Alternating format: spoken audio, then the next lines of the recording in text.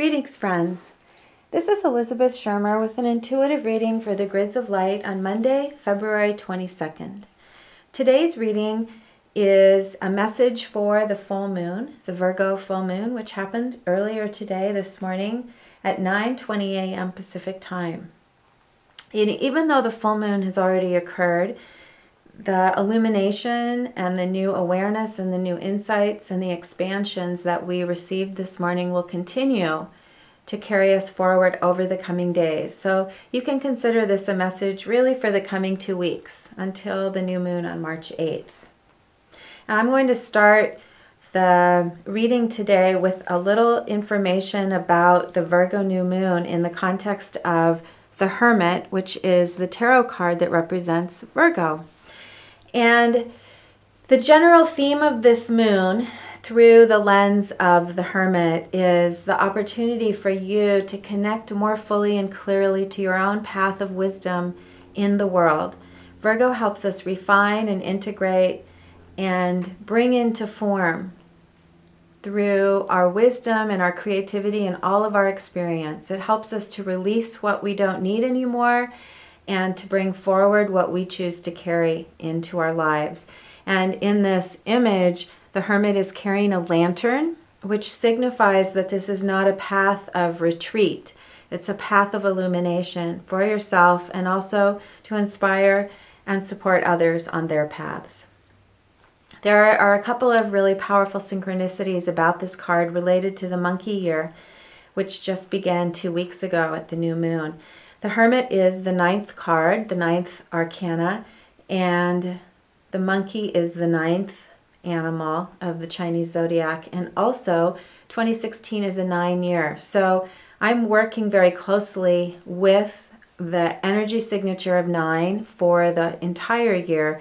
And so in a sense, the Hermit is one of the themes that we'll be carrying with us. The themes of wisdom and connecting to the deeper mystery and wonder and willingness to embrace all aspects of circumstances. So knowing that general overview of the full moon, and also that as this is the full moon, the first full moon of the monkey year, there's a special auspice for this message that can reference the coming 12 months. So here we go with the spread today. The first thing I want to show you is a quick impression of the spread, which is that all 3 cards today emerged reversed. And so the first thing I asked when I saw these, or the first thing that I received, the first message was that the 4th card of today's spread was the starting point for this spread, that there's something we need to know first before we address the message of these 3 cards. And indeed, the first card is a card that we worked with 2 weeks ago with the new moon. It's one of the themes for this month. The 10 of Wands impression was the 4th card I drew today when I asked for insights into this spread. And the 10 of Wands impression represents an intensity or overload of energy. It's not necessarily a bad thing, but it's a lot. And so in the most basic language, we would say this card represents overload. Energetic overload, stressful overload, and circumstances that may feel overwhelming or just an experience of intensity. This is a powerful synchronicity since it was the same card appeared in this position 2 weeks ago as one of the themes for the month. So 2 weeks ago, the card was reversed, signifying the opportunity for release of energy. Today, the card appeared upright, saying that now with the full moon, we have a big opportunity this month to come to new understandings and new awarenesses of the opportunities behind any intensity that appears. And interestingly, in the astrology chart for this full moon, there's a specific indicator for stress and for learning and expanding through stress. So the monkey year is full of fire. You can see the energy of fire in the back of this card. Wands are the suit of fire.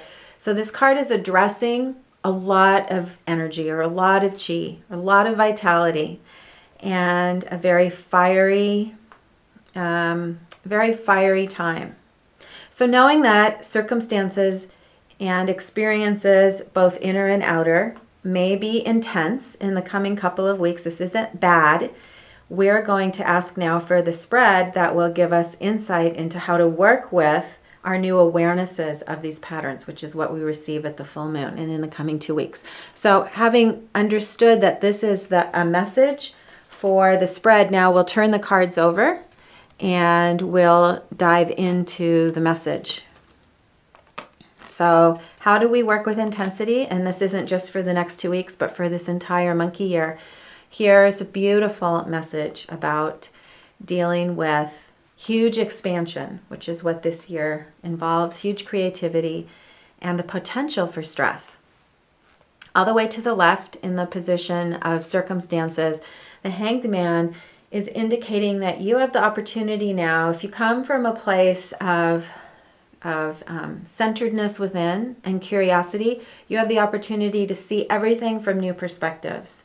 Not just what feels good, but also what feels uncomfortable. You have the opportunity in the coming 2 weeks to get new insights, new understandings, new awarenesses that lead potentially to huge expansion and huge understandings of your own truth and your own wisdom on your highest path of purpose. And that's signified by the figure hanging from the Ankh, which is the symbol not just of eternal life, but also the symbol of the union of opposites, of masculine and feminine, of yin and yang together in harmony, in dynamic relationship.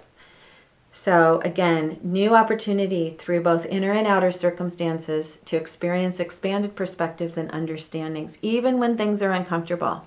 And key card here is the central card in the position of mind and awareness. The Queen of Wands represents you and your ability to work with fire. Remember I said that the Ten of Wands, oppression, is the experience of intensity, intense creative energy, intense fire energy.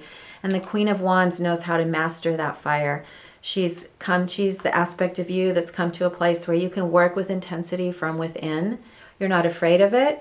You actually know how to maximize your own creative energy and to work with whatever shows up to the highest and best. You can access intuition, you can access your creativity, and you can access wisdom. And you have no fear of the dark as well as the light. You embrace all of it.